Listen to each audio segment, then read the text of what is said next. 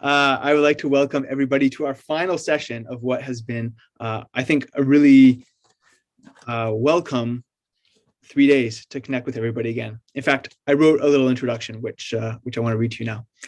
So I realized the other day, it's been a long 2.5 years since the CLC network has had a chance to meet as a whole group. I, for one, have missed the chance to connect with CDAs from across the province, share a meal, and genuinely learn from the talented and caring group of people working hard across the province to develop school community partnerships. What I've heard over the last 3 days is that the community school approach has been vital during the pandemic and is being recognized as the right approach for the world we're living in now and for the future.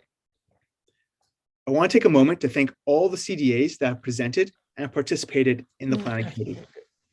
The PRT values and succeeds with the incredible engagement and commitment to the network.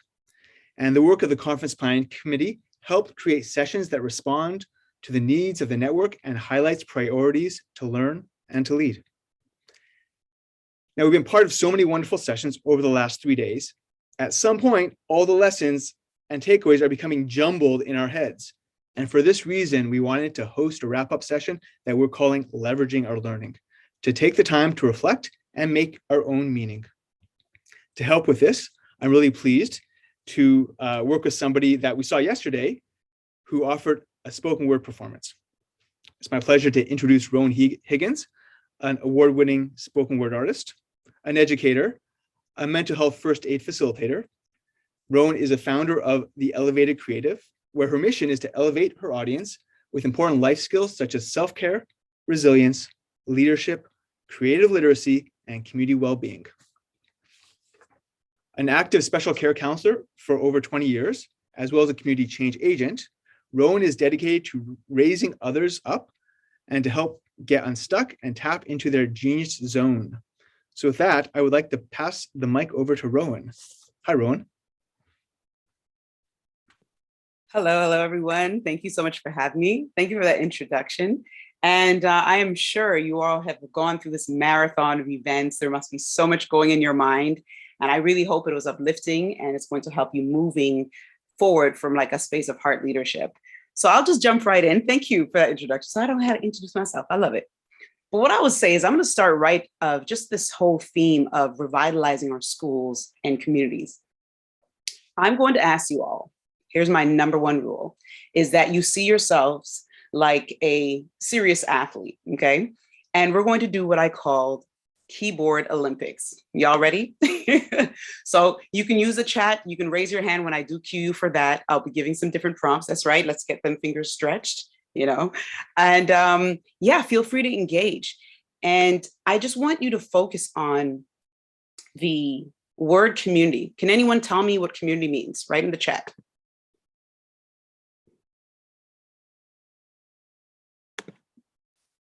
What does community mean to you? Connection, thank you. Network, support, safety, yeah. Relationships, together. People, yes. Intertwined people, wow, I love that one. Can anyone tell me now, what does revitalize mean? What does revitalize mean? Renew, reborn, bring back better, right? Re-energize, refresh, beautiful. New opportunity, growth, okay. And so if everyone can keep their eye on the chat and just see what's resonating with you, and if maybe there's a different meaning to the word that you've heard so much, because we don't really think of these words. We're like, oh, revitalize community, that's right. Community is a space and people and connection, but let's dry to lush. Okay, thank you, strengthen. So what's interesting to me is when you look at the etymology of community, you know, we know it as a fellowship or society, or, you know, people are coming together as one. You know, some people see it as public or commonness. And I love the word commonness because that is where I start to connect. And when I'm engaging with individuals, like, what is that common theme or connection that we have? So when we say, when we go traveling, you may not speak the same language, but we always say, what can we find or a common ground or connection? Food, music. These are things that surpass language barriers, if you will, right? And then revitalize, coming from the word right? When we have which means back again, and vitalize. What does that mean? What does vital mean? It means manifesting life, to bring back this life, and also a sense of necessary importance. So I thought that was amazing. And why am I bringing this up? Let's go back to the beginning where it says let's go back. Well, before I do that, I'm going to go back into my story real quick. So born and raised Montrealer. I am just someone that is, sometimes people could describe me as very eclectic, very hyper and all of this stuff, but I am a jerk poutine. What do I mean by that? Anybody ever had jerk chicken? Okay, well, if you know the origins of jerk chicken, then you'll know my parents are from Jamaica. And yes, I have a lot of flavor. I could be a little spicy, but I'll tell you this. One thing I've learned about this hyperactive child, this person who loves to engage with community, I've never flipped a burger. I've only worked in gerontology. And since I was 14, I worked at day camps. And for 22 years, I've been with the English Montreal School Board as a special care counselor. And I loved my job. I worked for Bachelor. I worked in group homes. I worked in community. I was great at what I do. You know why? Because I'm good at crisis response. What does that mean? I'm good at reacting. But one day I got to a point of burnout where my hands, I couldn't feel my fingers, couldn't feel my feet, my limbs, half of my face was frozen. I thought I was having a stroke. And after going for an MRI test, they said, you know what? This is stress. I said, absolutely not. There's no way. Well, let me back up some more. There's a woman who's literally walking on the pavement, the concrete streets of New York City, 3 a.m. with an infant and a toddler. And she is stopped by the police, who notices that she's just literally having an episode. And they realize she has a mental issue. This woman is my mother. And she was suffering from schizophrenia. She actually still is struggling with this disease. But at that time, her mental health was so debilitating that she was moving from province to province, city to city, running from whatever her mind or the thoughts or the voices were telling her to do. And why do I mention this? I came from crisis, literally, no stability, home to home. And even when I was in elementary, teachers would look at me and said, you're not going to make it past 16. Yes, an EMSB school, and I could say that very freely. I was told by my family that I'll be dead at 16. I was told by my social worker that I had 10% chance of having what my mother had, over and over and over. So when you look at my report card, you would see talkative, disruptive, class clown, but works well with others. Look at that. But the same things that I was told, whether it's hyperactive, has attention span issues, etc., has literally become my superpowers. But I had to figure this out myself when I got into my program, special care counseling, and how I navigated with the world. But I was still coming from a space of reaction and not response. I was coming from a place of burnout. Reactive is quick. Responsive is more slow, right? From moving from your conscious to your unconscious. And that's when I got to a place I'm like, how can I move from surviving to thriving? And it took me to go to a hospital after this MRI appointment where they had to do all these scans. They thought something was in my brain, and it ended up being general anxiety. And I had heart palpitations. They want to give me medication. And I said, what am I doing wrong here? Well, I'll tell you, it came out my mouth. When they said, we have to keep you for some more tests, I said, no. My students need me.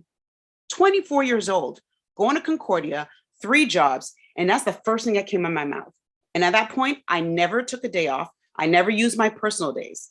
What does that tell you? When I got to a place of real stress at the school board, I can assure you, I remember getting overwhelmed and saying, I don't feel like I'm making much of an impact. I feel like I work for Johnson & Johnson's, literally in my frustration. And I'm saying it much more lightly. I was angry. I was resentful. I was frustrated. I did not feel supported. I did not see much change happen for these kids. And all I was doing, which I was amazing at, was reacting to the situations. And I didn't feel like there was much long-term solutions for the constituents, for these students. So what am I saying? Have you ever found yourself being a Band-Aid? Have you found yourself going with that code that we've all learned so well, that when you show up to work, leave it at the door? I don't know about you, but I'm a sandwich generation. I have an 18-year-old. I have my mother. Many of us are dealing with so many other factors. And here we are showing up to work and juggling. I may not be a CDA, but I can assure you, you are a change agent, right? You are in the front line, seeing all these things around you and feeling like, okay, I don't know if you ever seen the movie Minority Report. This is how I felt like my job was. Okay, let's move this. I'm going to do this here. Remember Tom Cruise when he's doing that, if anybody's seen it? And you're just trying to map things out when your own life, and when you're probably thinking like, what am I going to make for supper? I have to go pick up the kids. Oh my goodness, my mother's at home. And you're trying to think from a place of reaction. What I am encouraging you to take a moment to go from a place of response. I'm going to go back to some of these words that you mentioned: evolution, happy, growth, refresh, renew. How many of us feel alive, renewed, restored, right? How many of us feel that we are getting together even at work and creating relationships and have a network of support? I'm reading your words. There's not a script.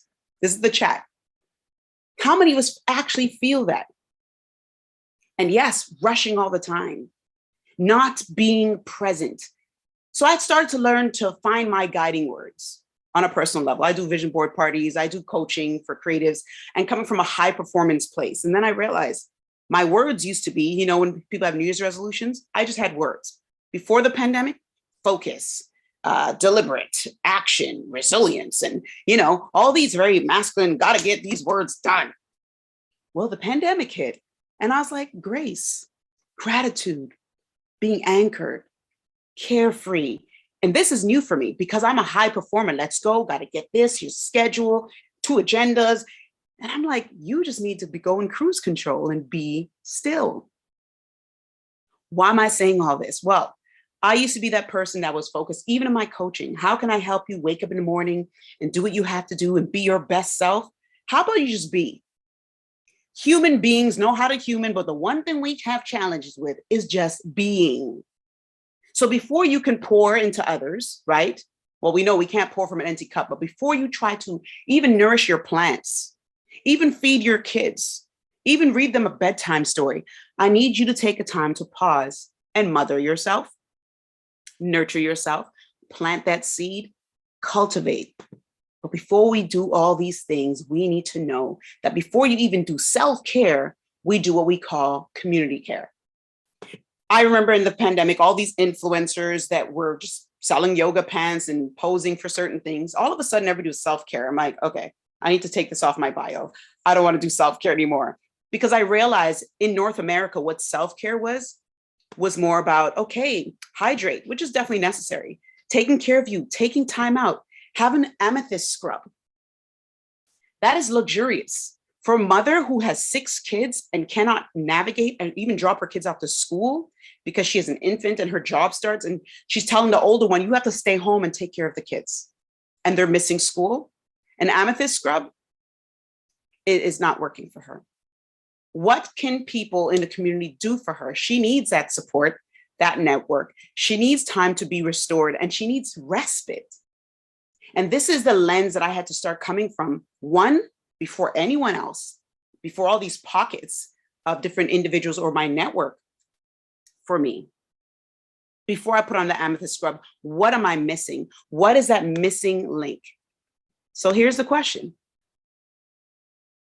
Can you all tell me in the chat, what is a lighthouse? What is a lighthouse?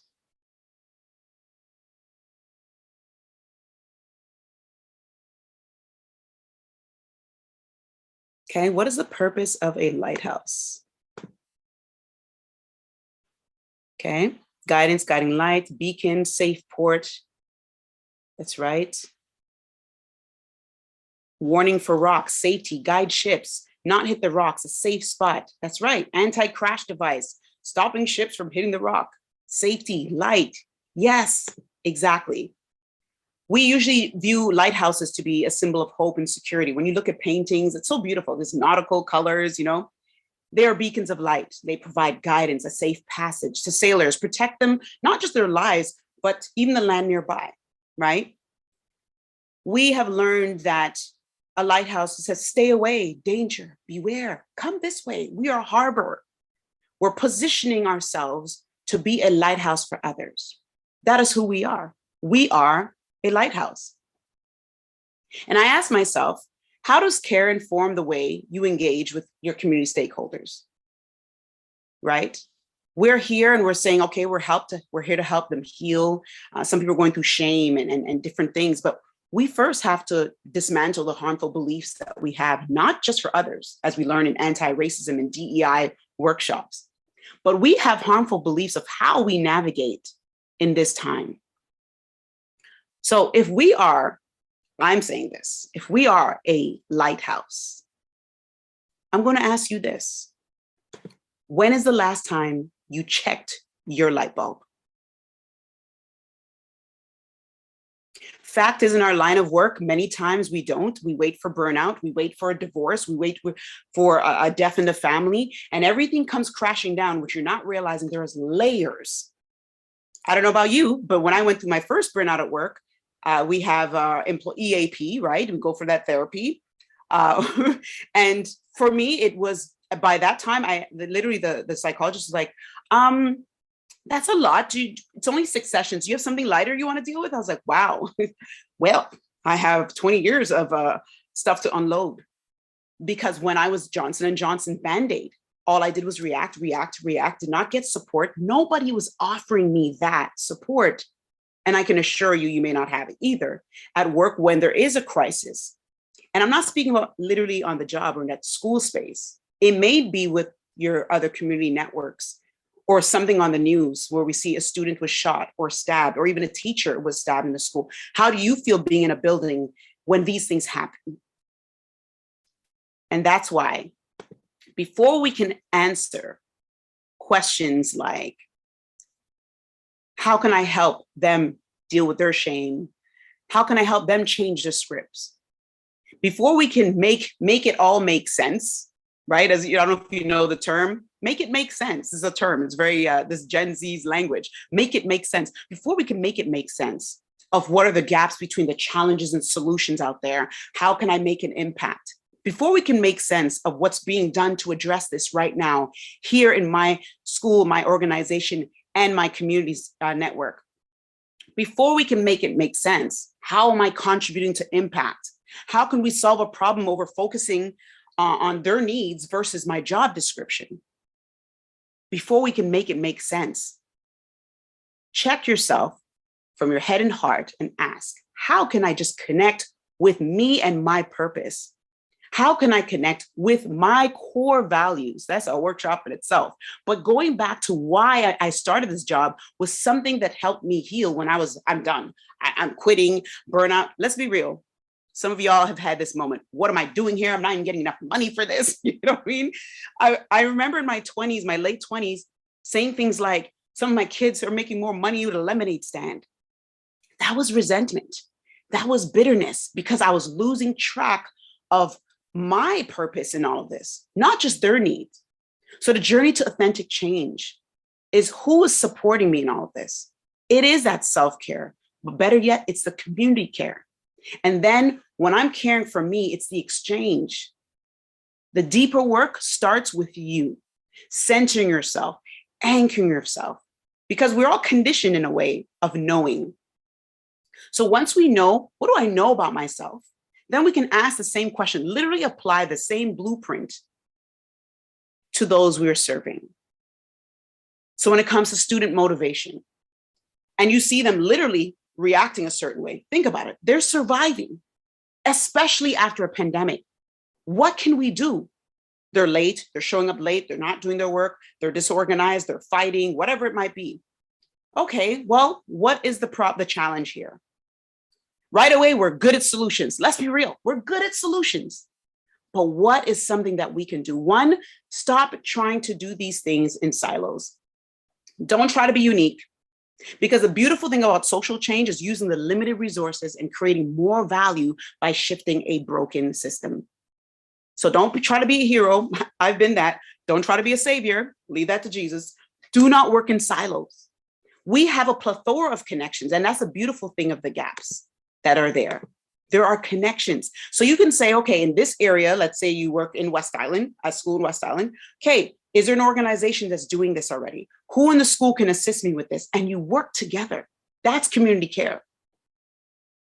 But more than anything, my favorite sentence by my favorite auntie or somewhere, actually it's unknown, but I just say it's from my favorite auntie. No is a full stop sentence.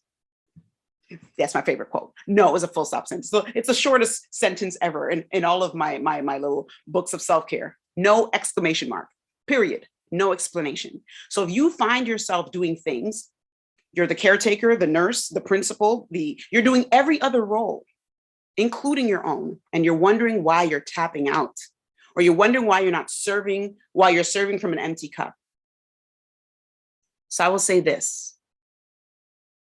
I want you to put in the chat, what was your biggest takeaway from these 3 days, from these workshops? And better yet, what did you learn that was new? I don't know about you. I go to workshops and I'm like, 22 years learning about autism, this is great, but I want to learn about something else. So I'm so happy that you have this forum, but I want to hear, what is something that you learned that was new, or that was a reminder that's revitalizing you, not those you serve? What's something that you learned that is new or is revitalizing you?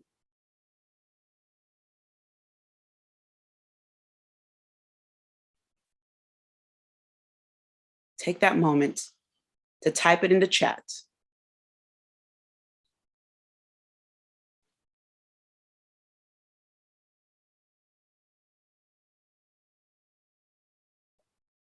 And as a lighthouse, those who you offer an offering, those who see you,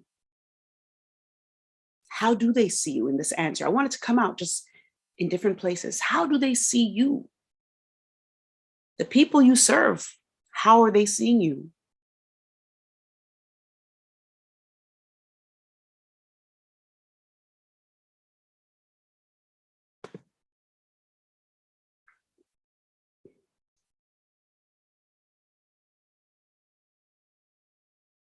Okay, Lovey's takeaway.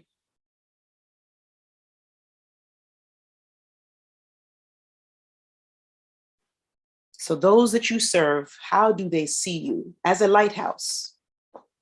You're a lighthouse. How are they seeing you?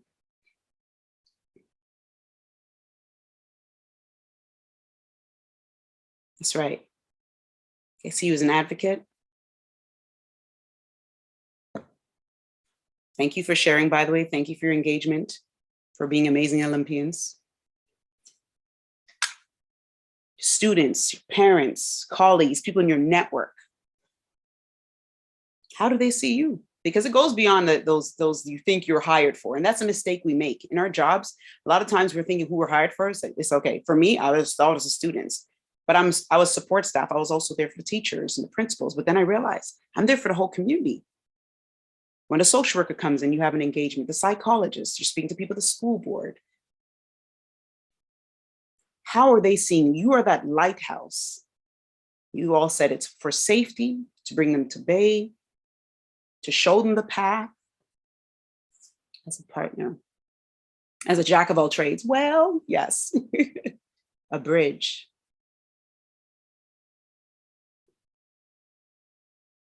And now I want you, for those who are coming, I want you to add the word I am before what's next. I am this. Who are you? I am a, let's add the I ams.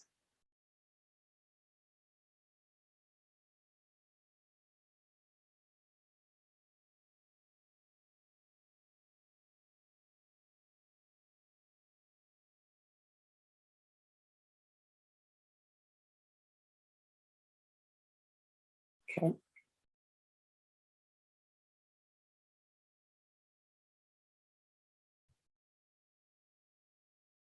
Perfect. Beautiful.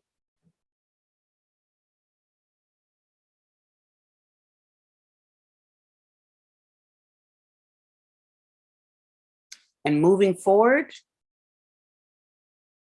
who do we want to be?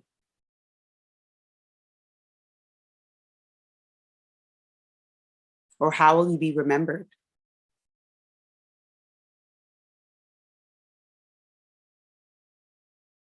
All right.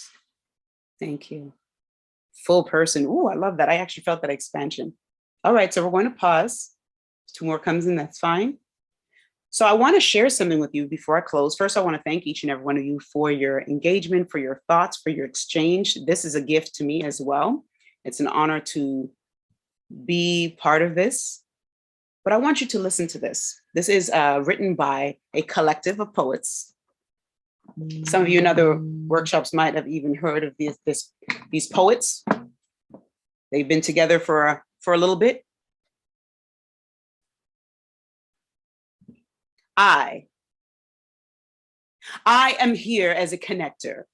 I have a broad network, of supporters that are helping others and bringing them to safety. We are all about the relationships together, people coming together of caring, connection, and support. We are intertwined, and we are people with a common sense of purpose and interest in each other's well-being, of strength. Together, we breathe new life, a breath to come alive, to refresh. No, we will not be exhausted. We will help each other bring back each other together to be better, renew, reborn, re-energize, refresh. It's a new opportunity of growth, to be happy, to evolve. We are here bringing life from something dry to lush, strengthening each other. Yes, this is so me, but how can we do this when we're all rushing all the time? I want to be a lighthouse, a beacon, a guide, guiding others into the right direction, to a safe port. Yes, even in good or bad weather, I want to be a guiding light, light in the dark, warning others up the rocks, bring them to safety, keeping them from crashing. I want to be a safe haven, a safe spot, a light in the dark, and stop these ships from hitting the rocks, and to be a light in their lives, to be the change. I want to be intentional with my actions. And through all of this, what I realized, trust is key. And I'm reminded to keep speaking to the people. One thing I know in that safe haven, I create these boundaries because they are important. And I check my biases, and I make sure that I'm authentic and conscious in everything I do. And I check my support system at a distance and know that it's greater and bigger than I can ever imagine. Yes, I'm attached to other ships. I'm attached to others, taking time to check our lights, not just the lights of our community members, but by doing that, I learn how to say no. Hopefully in an authentic and caring way. It's okay to say no. I am being reflective, not prescriptive. I am being transformational, not transactional, and make sure that I am an advocate, a connector, a jack of all trades sometimes, yes, but I want to be someone that they can call on when they need to talk, a partner, a bridge between both the community and the schools. And even though I wear many hats, they will ask me, who are you today? I will not just be a welcome wagon. I am flexible, but I am that part of a fantastic team. I'm a spark. I am living, loving, being compassionate in a safe space. And I am also a learner. Part of the solution, I am not the solution. I'm outgoing, caring. I come from a soft place to land for students. I'm resilient, a professional, a partner, the best I can be, passionate, kind. I'm a full person, unconditional. I want to be remembered as a positive influence. I am multifaceted. I'm brilliant. I am here to revitalize my community. Meet the collectors. Let's give them a round of applause. You are all amazing. And thank you for sharing your words. And please don't just leave this to an activity. Remember to sometimes flush out what we call brain dump or whatever you want. Have a journal of gratitude, reminding yourself every day, who am I today? Who will I serve? How will I show up today? And remember, the fact is, you have also gone through the pandemic. We think so much about these people we serve, but how will I show up? Just show up. Just show up and be the bridge. Thank you so much for your time. Oh, thank you, Rowan. Yeah, thank you so much, Rowan. Yeah, thank you so much, Rowan, for helping us say all these things and then giving it back to us in a really wonderful way. So, I'll just say thank you to everybody, the organizers, to the PRT, to all the CDAs and presenters that were part of this wonderful 3-day session. It was so great to connect with all of you again. And no predictions for the future, but I look forward to the next time that we can all be together. I'm going to pass it to Deb if you have any last words, but I think what will happen afterwards is that people will leave who need to leave. There'll be a bit of hanging out afterwards, but it's so great connecting with all of you. So Debbie, any last words? Just, we're going to send out a survey early next week. If you could take some time, it won't be very long, shouldn't take very long. So just take some time to fill it out. It'll help us planning for next time. I want to thank our CDA planning committee. Great group of people. Thank you. Your input was wonderful. We've also had a few partners that have stayed with us pretty much over the 3 days, which is great. I like this. This is really, it's really healthy to work together because this is what we do in our daily life, right? And I want to thank the PRT, of course, for putting together a great conference. Have a wonderful end of year. And maybe next year it'll be together. Thank you. Love you, Debbie. You're the best. Love the PRT. Yeah, love you. Thank you for Thanks that. so much. Thank Thank you guys for your hard work. Bye, guys. Thanks.